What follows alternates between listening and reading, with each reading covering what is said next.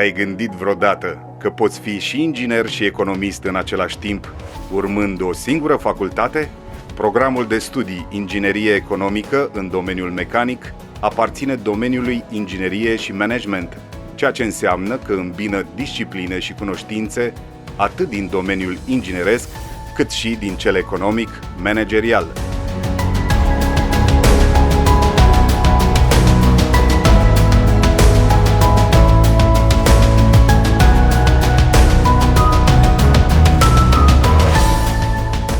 Dubla calificare îți va oferi o mai mare flexibilitate în gândire și aptitudini, crescând astfel șansele găsirii unui loc de muncă pe placul tău.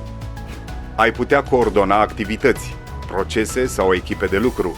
Ai putea fi manager de proiect sau responsabil calitate.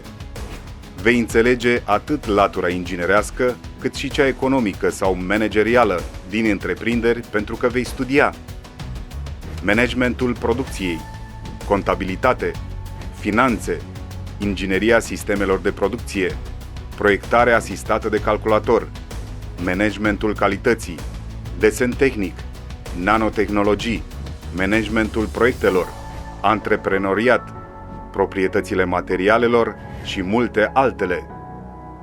Datorită diversității domeniilor în care absolvenții Facultății de Știința și Ingineria Materialelor pot pune în aplicare cunoștințele dobândite, această specializare oferă o gamă largă de oportunități de dezvoltare a carierei.